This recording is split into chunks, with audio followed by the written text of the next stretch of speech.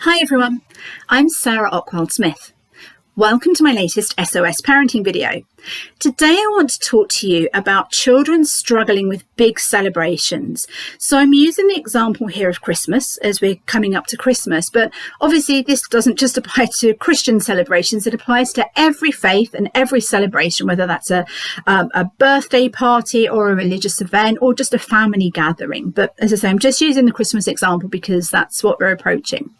So in our minds, big family celebrations and big events are wonderful. We create this picture of everything going perfectly and brilliantly. And most importantly, we create this image in our mind of our children just absolutely adoring it. You know, happy smiling faces when they run and open their gifts, and happy smiling faces and big rosy cheeks as they tuck into their lunch and their food, and big hugs when grandparents come to visit.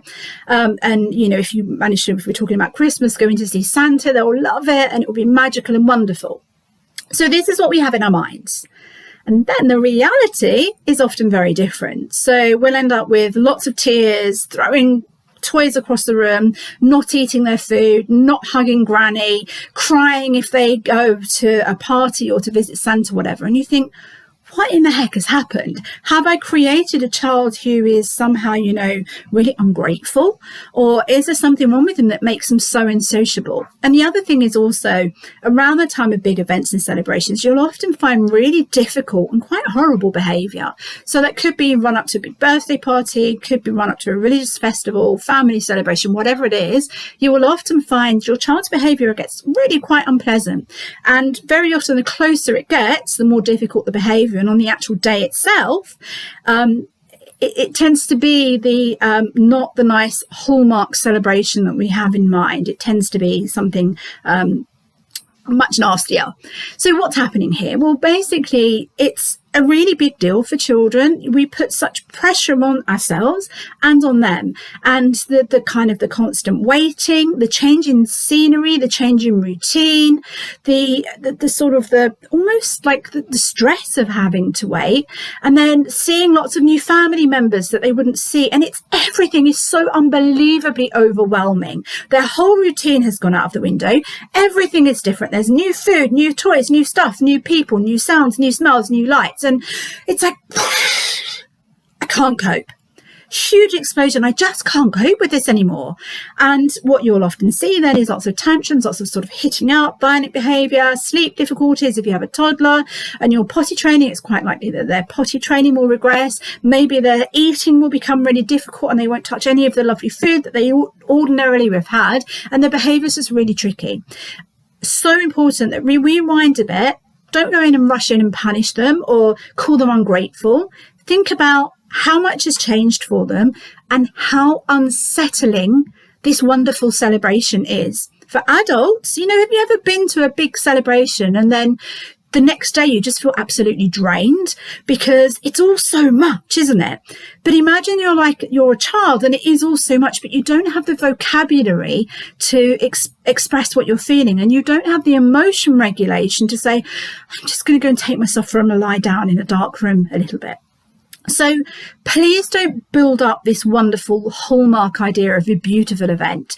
If we're talking about Christmas, it's not going to be all that wonderful and sparkly and Walton-esque family. It's probably going to have tears and tantrums and refusals to hug and unhappiness and ungratefulness when they open presents. But it isn't about that. It's not about your children. It's just about everything is overwhelming and they're really, really struggling. Their sleep is normally out of the window. They're normally exhausted. The routine that keeps them safe because they know what's coming and what's happening next, the places they go, the people they see, that's all gone out the window. And basically they just feel hugely insecure, hugely exhausted, and they don't know what the heck is happening.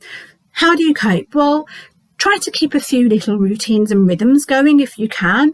But I think really the easiest way to cope is just to keep that in your mind and just remind yourself, of course they're struggling. It must be so overwhelming for them. It's less about changing a child's behaviour, and I think more about changing the way that you react to it. Lots of deep breaths, stay calm, remind yourselves they're not deliberately doing this to wind you up. They're just a child with a child's brain struggling with the situation. Reset your expectations a little bit. Give relatives and visitors the heads up that, you know, this is going to be really difficult potentially because everything's different. Their nap times are gone, their sleep times are gone, you're not normally here. So I just want to give you a bit of a heads up. If they are difficult, this is why.